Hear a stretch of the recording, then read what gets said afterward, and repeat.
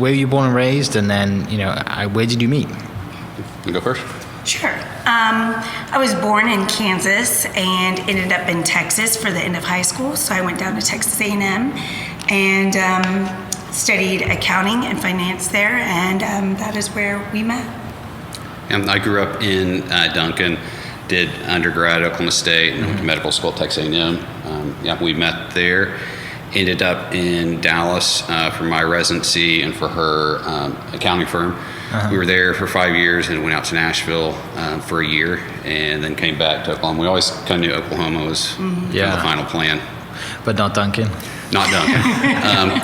Ironically, my group does have the radiology contract in Duncan, and so periodically I'll go down there, not much anymore, but we have a partner that lives there. And it's always weird going back and doing procedures on like your elementary school teacher and stuff like that. So, I'm sure that's you're like, oh, Mrs. Good to see you again. Yes, it's been a few years. Sorry, I was a pain in the backside in class. Exactly. Right? What is your medical profession? I am a musculoskeletal or orthopedic radiologist. So, look at MRIs and CTs of joints and spines, and then stick needles in those spots. A lot of fun, then. Yeah, good times. Good times. So you guys meet at Texas A&M, takes you to Dallas. Everything's happening in Dallas, and it's one of the reasons that it's a great city to visit. Food, cars, everything. I still haven't made it down to the Dallas Cars and Coffee yet, but I want to, because I just keep seeing pictures of Chirons and stuff like that rolling around. I'm like, one day. But like I said, you finally come back to Oklahoma. Does your kind of shared passion for cars start before that, or does it start, like when you're in Dallas? We should have your mom here. It started when he was like 3. Yeah. Yeah, my mom actually just sent us a couple of weeks ago, before we even talked about this.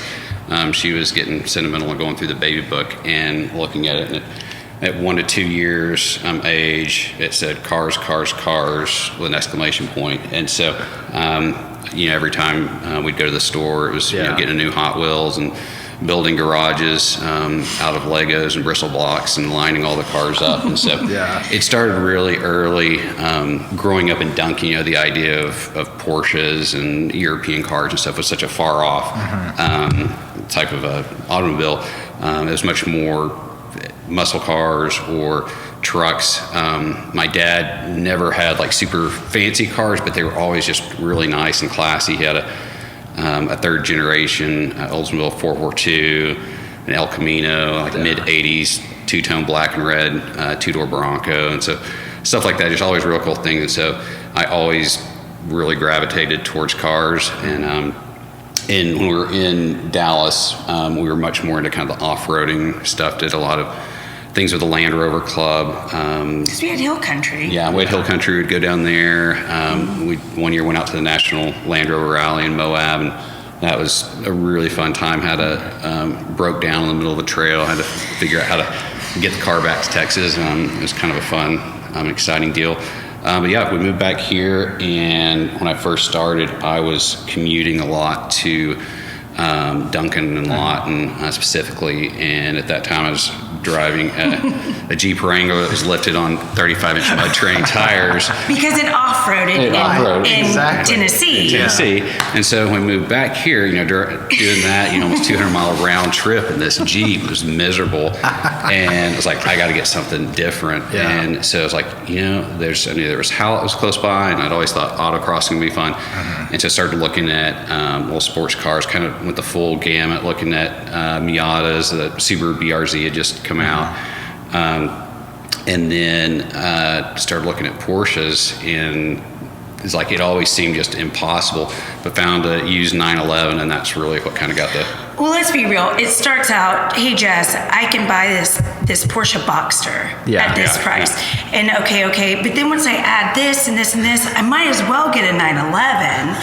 And then it's like, this is just, as I'm sure any car person would know, it's just the natural progression. Yeah, for just this little bit more. While we're here, we're just going to go ahead and do this. At least he laid it out for you, right? Some husbands would have just been like, honey, I'm buying a new car. No, I got to say, it's just a nice head buddy for a bit. Good conversation. Yeah.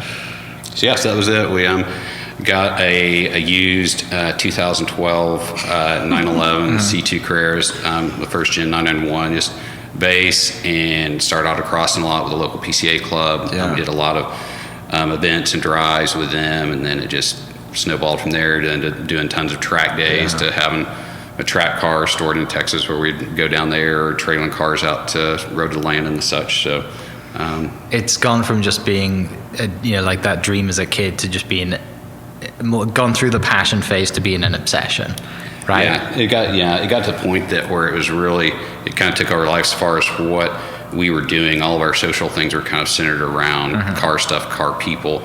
We have a group of friends that meets together in the Smoky Mountains every year in May, and we end up seeing these people at other different events throughout the years and meet up with them. And so it's been a really fun deal, and we didn't necessarily think that this, just my kind of passion for cars and hobby, would lead to what it's led to as far as. Well, and I want to say too, yes, he's very much into the car and the performance. I am okay with this hobby because we do travel with it, and I get to visit different cultures and meet people. And the thing I love about cars, they're nice to drive, I suppose, but they bring people together that may not have met. And so we've met some very interesting people.